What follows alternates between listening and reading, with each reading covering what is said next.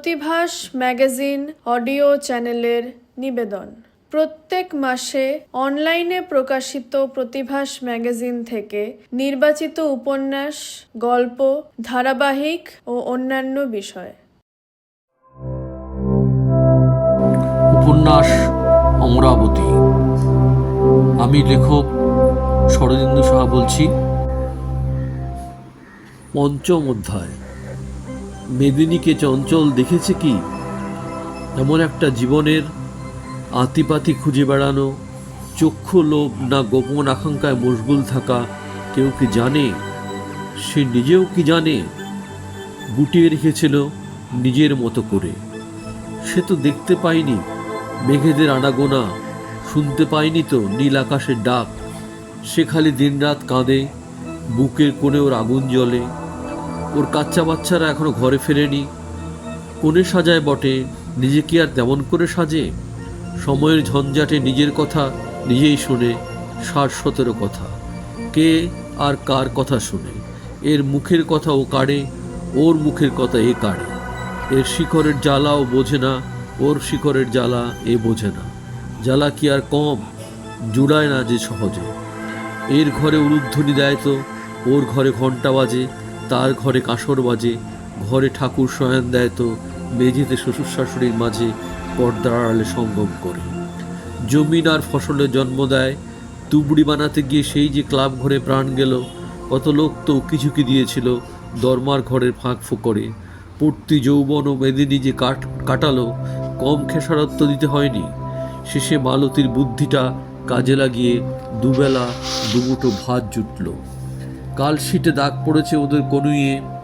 হাঁটুর গোড়ায় সদ্য বলতা কামড়িয়ে ফিরে গেছে নিজের ঘরে। ওরা তো ঘরে ফেরেনি। কত তো ছড়া কাটে, তুলসী তুলসী তুলসী ও তুলসী তুলসী তলায় ঘর, তুলসী তুলি কৃষ্ণ বরাবর। না, একটু উঠোনের মাটিও তো নেই।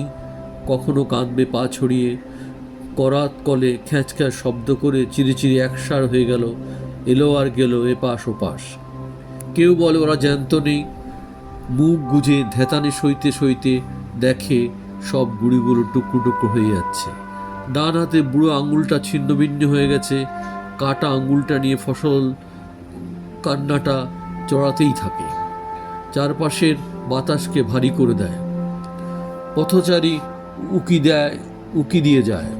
মেয়েদের নিজের মতো করে চড়া সুরে উৎকণ্ঠায় বলে দিল, আমি আর পারছি না। আমি যদি কোনোভাবে আমার মৃত্যুর দিনটা জেনে নিতে পারতাম। মেয়েদেরই সব কিছু কেমন ওলটপালট হয়ে যেতে পারত। হারিয়ে ফেলাটা জীবন থেকে নতুন কথা নয়। মরা মানুষের মুখ দেখেনি তাও তো নয়। মর্গের শরীরের জ্যান্ত হওয়ার আশায় দিনরাত অপেক্ষার দিনগুলো ভয়ঙ্কর। ধুক ধুক করেনি এমন তো নয়। ফসল ঘরে ফিরবে, জমিন ওকে পথ দেখাবে তো বটেই। রক্তাক্ত আঙুলের যন্ত্রণা ফসল হজম করেছে, জমিনকেও চালান করেছে নীরবে নিবৃত্তি। এগিয়ে এলো কেউ কেউ, জড়িয়ে ধরে আহা উহু কত কি শব্দ করল। উচ্চারণে কত কি ছিল, আসল কথা ছিল না। যে চারা গাছটার পাতাগুলো ধুলোর ভাড়িয়ে পড়েছে, ওরা আরও ঢলে পড়ল। এমনটা হয় কি না কেউ দেখে না। রোজ হয়ে চলেছে তো একটু একটু করে। ফসলের কাটা আঙুলটা জমিন ছুঁয়ে থাকলো আরও কিছুক্ষণ। উল্টো দিকে একটা গলি ছিল। জন্তু থাকে না, মানুষ থাকে। গজ আনলো, ব্যান্ডেজ করলো। আঙুলটা যেমন ছিল তেমনি পড়ে রইল। করাত কলটা সামনে পেছনে চলতেই থাকলো। করাতের রংটা কালো কেন বলা, কালচে হলে বন্ধ হয় না শুনতে। রক্তের দাগটা শুকনো, ঘা হয়ে চোখটা বড় বড় করে আছে। ওরা লরিতে বোঝাই করবে বলেই বেড়াচ্ছে, তড়িঘড়ি কর বাবা, আগাম বরাত দিয়েছে, না হয় মাথা কাটা যাবে। মুখে চওড়া হাসি, এতগুলো টাকা গুনে গুনে দেখে। গজের টুকরোটা লোকটার দিকে হাঁ করে চেয়ে থাকে। কত মানুষ যায় আর আসে, ওরাও দেখে এক কোণে বসে বুড়িটা কাঁদছে। কেন যে কাঁদছে? এই কান্না কি খিদের? ব্যথা থেকেও তো কান্নার জন্ম হয়। জীবনের কাছ থেকে কিছু না পাওয়াও তো কান্না হয়। জীবনকে কিছু না ফিরিয়ে দেওয়ার রোদন কিনা কে জানে। বঞ্চনা আর বঞ্চিতের কোলাহল জন্মে গেছে কোথায় যেন। দাড়ি কেটেছিল কোনো বাঁশের ছিলায়, সেও তো হুড়মুড় করা শব্দের গুঞ্জন উচ্ছন্ন গিয়েছিল সময়ে অসময়ে। করাতে চলাচল কি আর থামে? ফসলের যন্ত্রণার শব্দগুলো ভেঙে চুরে যায়। জমিন ভাইয়ের আঙুলটা নিজের শরীরে জড়িয়ে নেয়, কাঠের বদলে শুয়ে দেয়, লাশ যেমন অচৈতন্য হয়ে থাকে। দেয়ালে দেয়ালে কথা জঞ্জাল থাবা বসায়, বাসি বাসি গন্ধ, মলমূত্র যোগ হয়ে মশামাছিগুলো বনবন শব্দে ওড়ে। জমিন পথের নিশানা মেপেই চলে। মোড়টা এমন বিদঘুটেভাবে চলে, একটুখানি জায়গা ছাড়লো তো মহাভারত অশুদ্ধ হবে। রক্তারক্তি, কিল ঘুষিতে, ভাঙা পিচের টুকরোয় দাপাদাপি শুরু হয়। আঙুল কাটা বাচ্চা ছেলেটার জন্য মায়া হয় না বুঝি? দরদ উতলে উঠছে বুঝি? আগে ছোট হাতি যাবে, পরে যাবে ওই ভ্যান। মরতে গেছিল কেন করাত কলে? পেটে দানা পড়েনি তো আর কোনো কাজ ছিল না। জমিন ফসলকে আগলে রেখে দু গুদাম ছেড়ে আরেকটু পথ এগোয়। ওরা কেউ কেউ পিলপিল করে বের হয়, কালিঝুলি গায়ে গায়ে মাখা একটা ঠোঙা থেকে দু চারটে করে পাখির খানার মতো টপাটপ মুখে পড়ে। কি সর্বনাশ! বেটা মালিকের চামচা দুধের ছানাটা মরতে বসেছে, ছোট হাতির গুমর হয়েছে বেশি। গাড়ির চাকাটা ভ্যান গাড়িটা ঘষে দিয়ে চলে যায়। ভ্যান গাড়িটা থেকে চিচি আওয়াজ আসে, ঘর যাব, দুটি ভাত খাবো, বড্ড খিদে পেয়েছে। আহারে, দুধের ছানাকে কাজে পাঠিয়েছে, একটুখানি মায়া মমতা নেই গো? পাশানি গো পাশানি। দল থেকে এক মেয়ে ছেলে বলা কওয়া করে, আরে এটা তো মেদিনীর ছাওয়াল, জন্মাতে দেখেছি। আহা গো, জন্মের মতো আঙুলটা গেল। হরে কৃষ্ণ হরে কৃষ্ণ। ওরা নেচে নেচে কোমর দুলিয়ে গান করে, পথের দুলো পথে মরে, যে যাবার যাবে চলে, দোষ আবার দেবে কাঁধে, ধুলোয় ধুলোয় মরণ মনের। চঞ্চল ভেবে নেয় পথটাকে আগলে রাখবে, ওর বিচরণ ক্ষেত্র দ্রুত পাল্টে যাবে, কোনাকুনি না সোজাসুজি। অধরা দুঃস্বপ্নে আক্রান্ত হবে এমন ইচ্ছেও পোষণ করে না। মেদিনীর খোঁজ ওর চোখের আড়ালে চলে যায়। প্রথমেও চিনে নেয় কোনো বিন্দু থেকে কত দ্রুত হাঁটলে ও অনেকটা পথ চিনে ফেলবে। এমন যে মানুষের আনাগোনা ও ফসল আর জমিনের ভ্যান গাড়িটাকে অনুসরণ করে চিনিয়ে দেবে কোনো এক চেনা রাস্তা থেকে অন্য আরেক অচেনা অন্ধের মহল। চঞ্চল জমিনকে চিনিয়ে দেবে শক্তভক্ত মরুভূমিকে। শক্তির বহরটা গতিটাকে উল্টো পথে ঘোরাবে। ফসলের পঙ্গুত্ব ওর অন্তরকে নতুন করে প্রশ্ন করে বলবে, তোমার এ গমন নিজের মতো করে সহজ করে নাও। ফসল চমকে ওঠে, বলতে পারে, এটাই কি নতুন প্রতিবাদের এক ভাষা? ঘৃণা নয়, রাঙা চোখের আলো নয়, নিজেকে প্রকাশ করে সন্ধানের পথটাকে খোলা রেখে দাও। চঞ্চল ভারাক্রান্ত হয়ে কোন পথটা সহজ আর সাবলীল, আক্রান্তই শিক্ষক নাকি পরদর্শক, যে ও নিজে সেজেগুজে বসে আছে, ওর ইচ্ছেটায় জমিন আর ফসলকে বাঁচার আর কোনো নতুন রাস্তা খুলে দেবে। রাস্তাটাও তো কম সঙ্গীন নয়। লোকগুলো যারা পলক ফেলছে না, ডেকে বলবে, এটা নয় গো, ভুল, গোটাটাই ভুল। ওই তো নতুন রাস্তা দেখেও দেখে না, নতুন আরেক সূত্রে আলো এসেছে, সেই মায়াবী আলোয় প্রদক্ষিণ করে বেড়াচ্ছে আরেক নতুন পৃথিবী। মেদিনী সন্তানকে আগলে রাখতে পারে গোপন গভীরে। দুনিয়া সেই কথাটা বলবে বলেই আড়ালে আবদারে সাজাচ্ছিল নিজের ঘর দুয়ার। কে এই দুনিয়া? চঞ্চল জানতে চেয়েছিল দুনিয়ার হাল হকিকত, দাঁড়াতে চেয়েছিল সীমানাটা ভেঙে চুরে দিয়ে নতুন সীমানা গড়তে। ভেবেছিল এই প্রান্ত থেকে ও প্রান্তে ছুটে চলে যাবে, জনে জনে সংবাদ দিয়ে নিজেকে হাজির করবে আমদরবারে। তাদের উচ্চারণে উঠে এসেছিল বারবার চঞ্চলের আত্মীয়তা পাতানোর নরম আকাঙ্ক্ষায় দেখা দিয়েছিল, প্রমাণ করে দিতে চেয়েছিল তা কিন্তু সত্যি নয়। যা ভাবনার গণ্ডিতে ফেলে নিজের সৃষ্টি বলে চালান করতে চাইছে তাও কিন্তু সত্য নয়। অংশত সত্য চঞ্চলকে দুনিয়াকে কখনো চেনাবে না। জমিন ফসলকে নিয়ে মাঝপথে আটকে যাবেই। দুনিয়ার কি এমন সাধ্য চঞ্চলকে সঙ্গে করে মেদিনীর সান্নিধ্য নিয়ে যায়?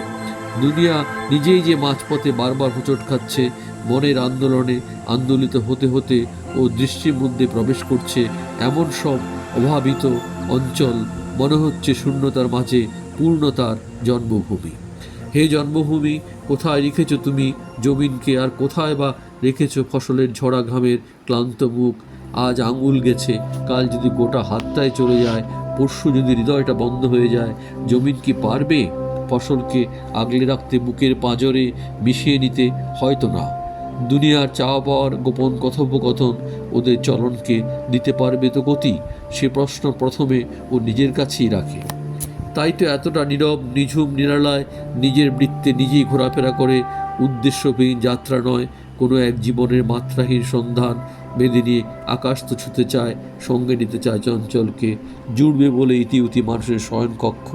জমিনও আছে, ফসলও আছে, ওরা ইচ্ছে অনিচ্ছের হিসেব করছে না, এই কথা কেউ তো বলেনি। প্রশ্নোত্তরের হিসেব চায়নি, এই কথাই বা কে বলেছে? কাকটা আজও ওর পিছু ছাড়েনি, চোখ দুটো মেলে মেলে এ ডাল থেকে ও ডালে গিয়ে ডালে ডালে মুখ ঘষে প্রাণের অস্তিত্ব খুঁজে বেরিয়েছে। শ্বাস, আরও শ্বাস। মধ্যিখানে উড়ে গিয়ে তৃষ্ণার্ত কাক দেখেছে জমিন ফসলের আঙুলটায় চুমু খেয়ে টেনে নিয়ে চলেছে ওর গোটা শরীর। কঠিন প্রহরায় চোখ বুলোচ্ছে চঞ্চল। কাকের সঙ্গে আত্মীয়তার কোনো খামতি নেই। কোন ফাঁকে যে মেদিনী উড়ে এসে জুড়ে বসবে কে জানত। আসলে ও যে প্রস্তুতি পর্ব সারবে বলে কত কিছুই না খুঁটে খুঁটে দেখে নিয়েছে। মাটি আছড়ে আছড়ে পোড়া কলসির কানা জড়ো করেছে, কে আর জানত। ওর ভাঙা টেবিলটার পায়া টের পেয়েছিল কেমন করে পৃষ্ঠাগুলো অক্ষরের মায়া প্রদক্ষিণ করছে গোটা ঘর। মেদিনীর চোখের পাতায় একই আলো, একই রং, কত রঙের মেলা ওকে যে ঘিরে রেখেছে। ফসলকে না চেনার কোনো কারণ তো ছিল না, কিন্তু রংটাকে ওকে যে চিনতেই হবে। ফসলের ধারা থেকে যে রক্তের ধারা বইছে তার ওজন মাপা তো সহজ কথা নয়। ফোঁটা ফোঁটা রক্ত রাঙিয়ে দিচ্ছে ওর গোটা শরীর। চঞ্চল নিরুত্তর জবাব নিয়ে হাজির হয়ে যায় মেদিনীর আয়োজনে। ভ্যান গাড়িটার সিগন্যাল সবুজ যে হয় না সকল পথে, তারা যেন বলে চলো যাই সব রঙের মেলায় নিজের মতো করে বেছে নিই। আরেক দল বলে চোখ গেল মন গেল রইল বাকি কি।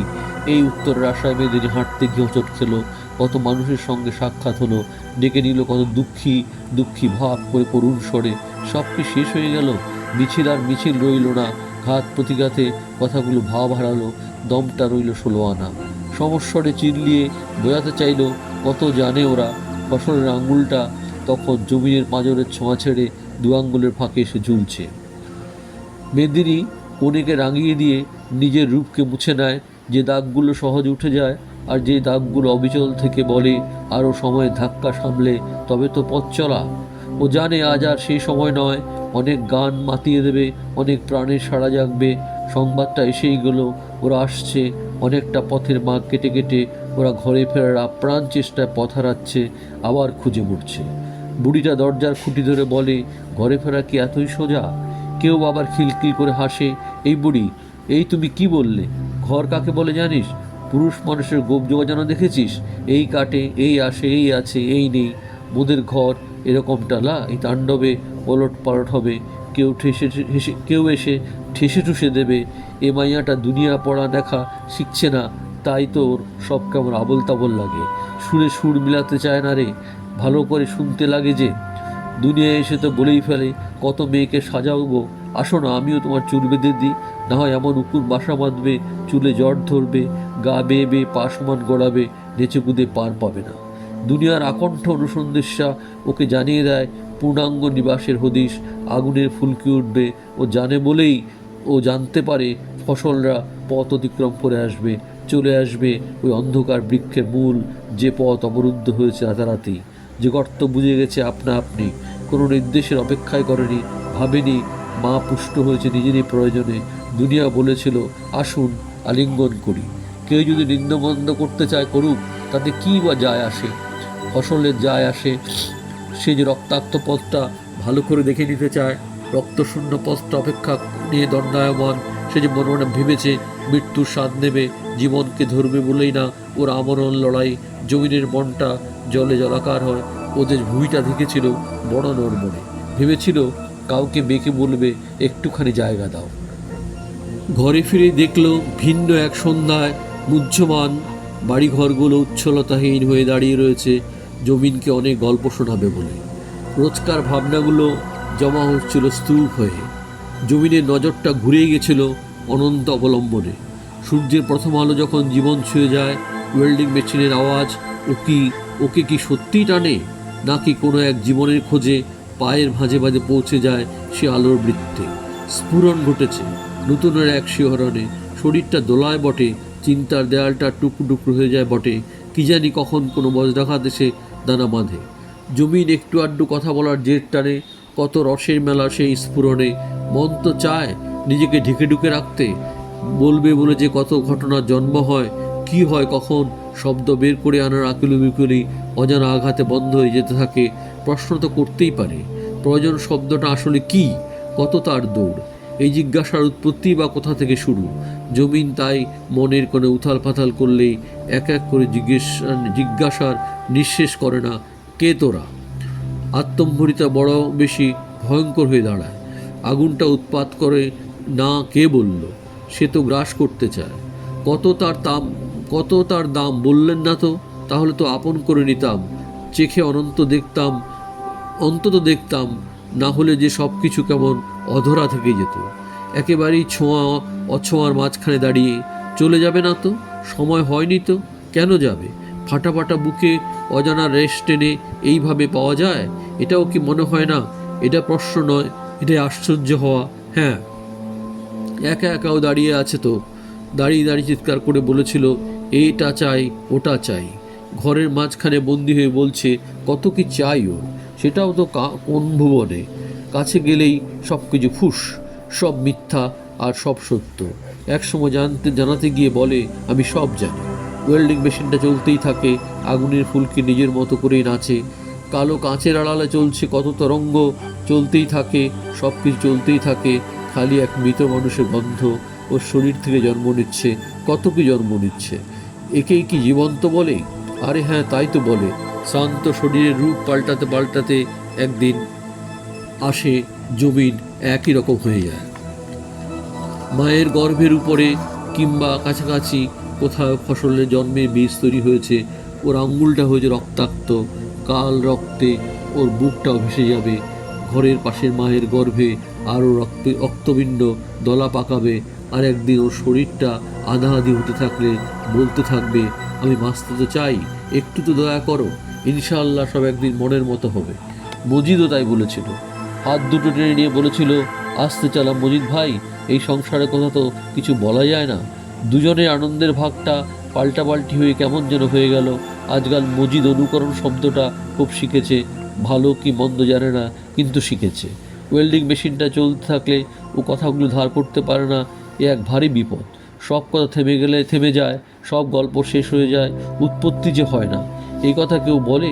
গল্পের জন্ম যে কখন হয় এটা কেই বা বলতে পারে? ও তো কোন ছাড়, জন্ম ওর কোন হাসপাতালে সে খবর নাই বা রাখলো, কিন্তু কতবারই তো জন্ম হয়েছে ও টের পেয়েছিল, মস্তিষ্কটা সচল হয়েছিল বলেই না। মাঝে মাঝে অনেক গোলমালও টের পায়, অগুন্তি মানুষের গোপন গল্পগুলো গুমড়েই মরে যায়।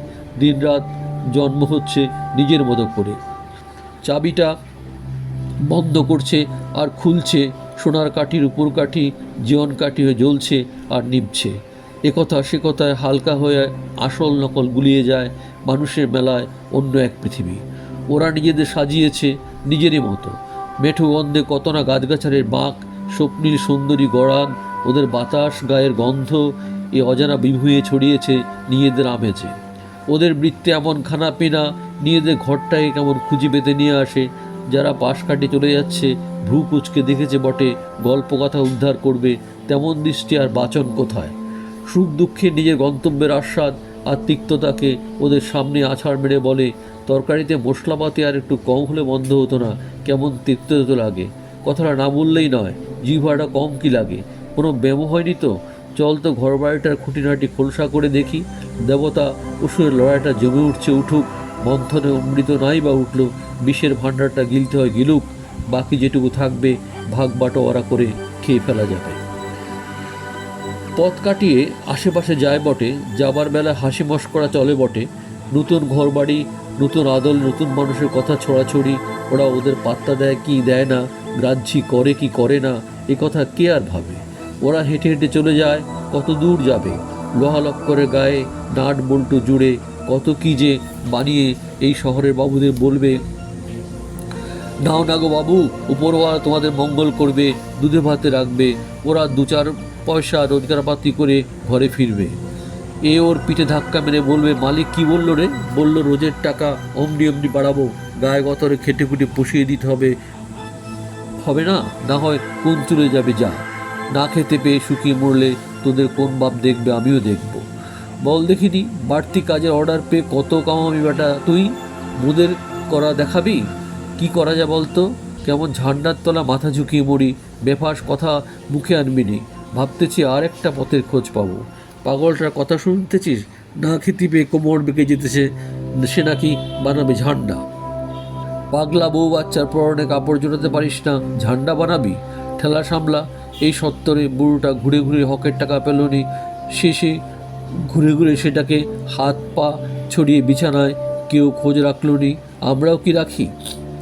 ওরা তালে তালে তালে তাল রেখে পা ফেলে যাবে তো অনেক দূর, সোজাসুজি কোনাকুনি, মতে অমতে, পথে পথে কত জোর মেলান্তি, চোখে চোখ রাখা, ভালো মন্দের হিসেব কষা। জবাবটা তো দিতেই হবে। কত তো চিহ্ন গায়ে পিঠে হাতে গলায় মুখে, তাই দেখে তো মুখ চেনাচেনি। যাবার বেলায় ফুটের দোকানে দেখে ঠোঙায় ঠোঙায় মশলা মুড়ি, ভাজাভুজি, চিমসে পেট ঠেলে বেরোনো বুড়িওয়ালা পেটটা বেশ লাগে। আগে আগে পেট যায়, পিঠটা যায় পেছন পেছন, সে এক মজার কাণ্ড।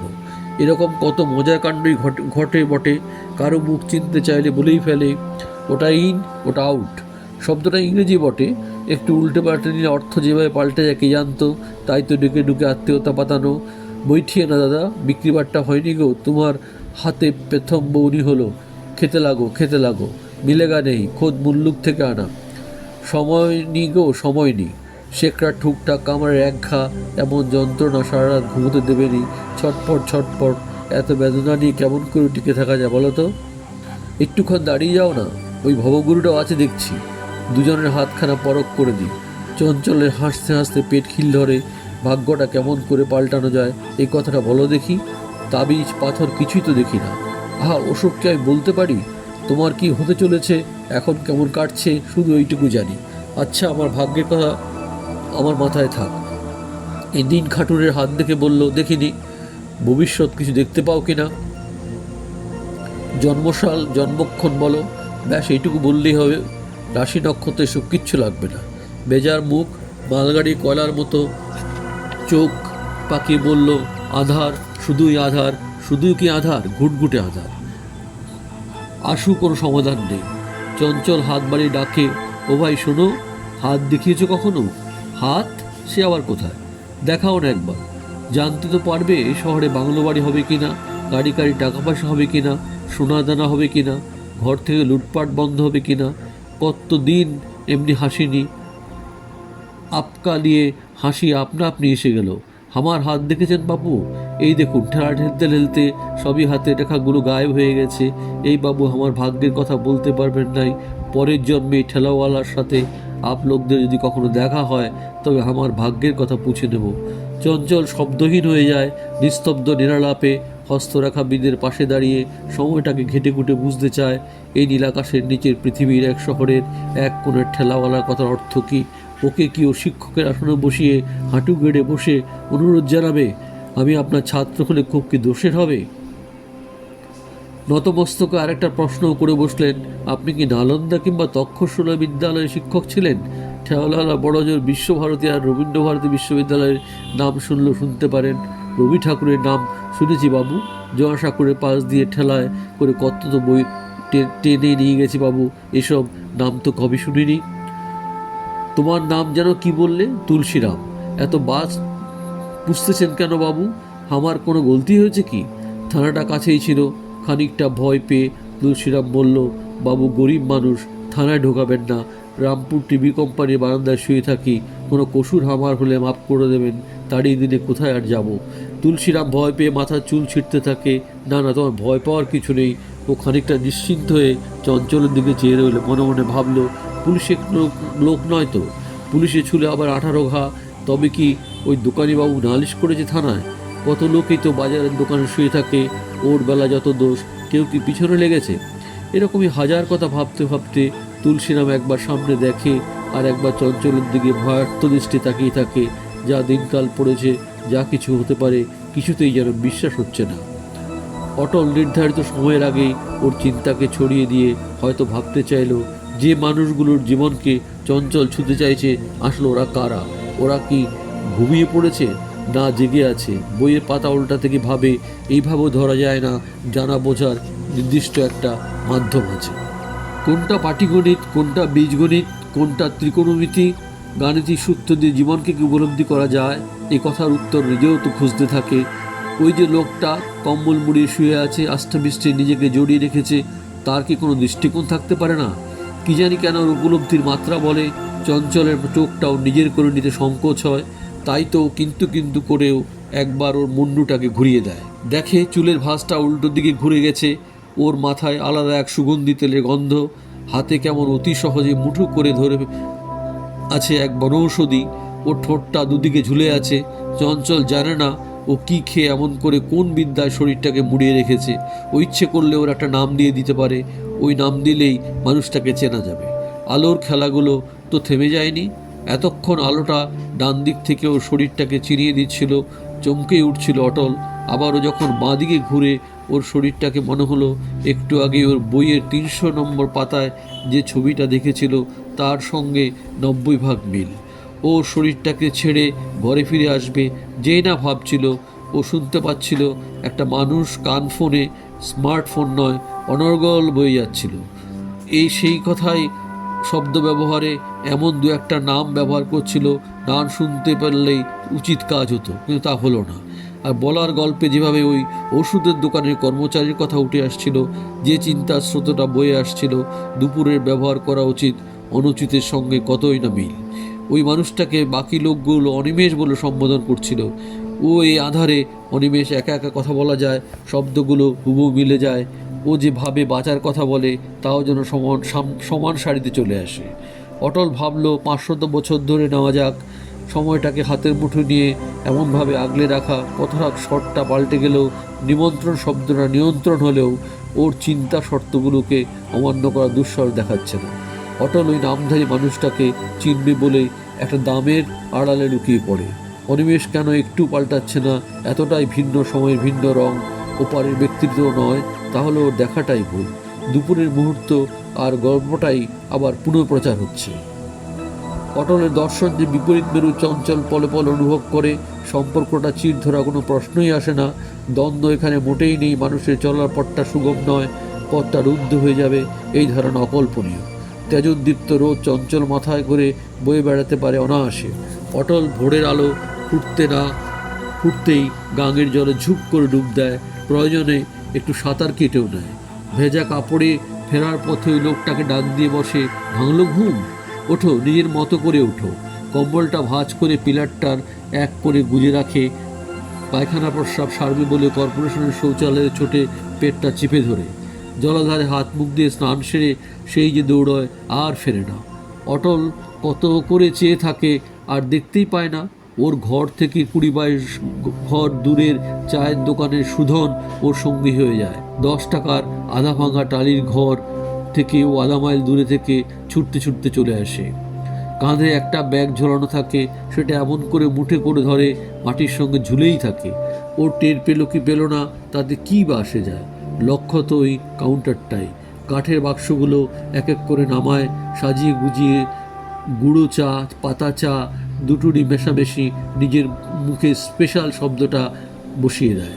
মুখস্থ চা বাগানের নামগুলো নিয়েও গর্বের শেষ নেই।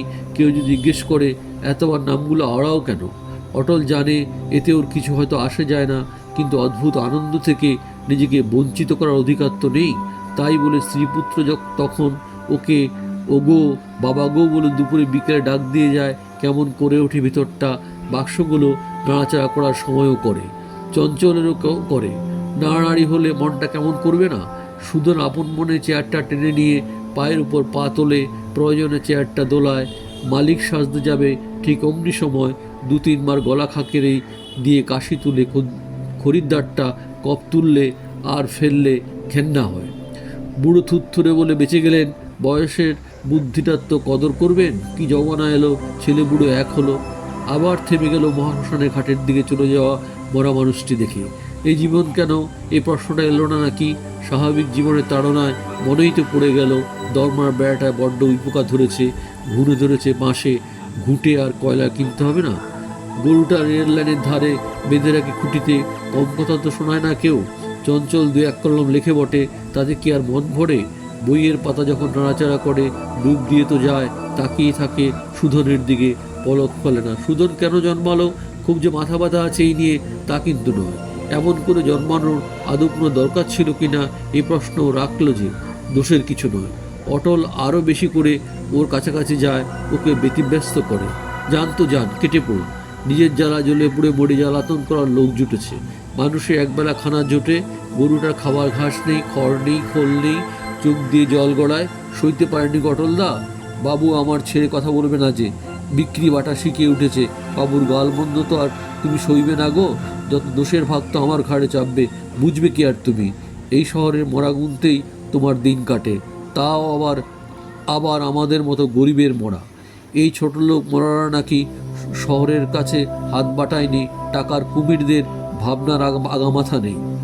সত্যি হয়তো অটল মরা মানুষের মাথাগুলো গুনে চলে রাত দিন। আত্মার খোঁজ করে কিনা হয়তো শুনতে চায় না, দাঁড়াতেও চায় না, জানতেও চায় না। ওর কিচ্ছু যায় আসে না, শুধু ডায়েরি ধরা পড়ে, হয়তো কত কিছুই বিশ্বাসই করে না, আবার করেও।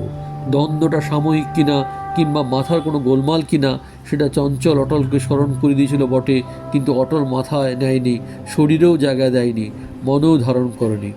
অটল ঘরে ফিরে না কত রাতেই না, সে রাত অন্ধকার নয়, ফুটফুটে আলোর মধ্যে যে অন্ধকার লুকিয়ে থাকে তারাই আরেক তার রাতের রং।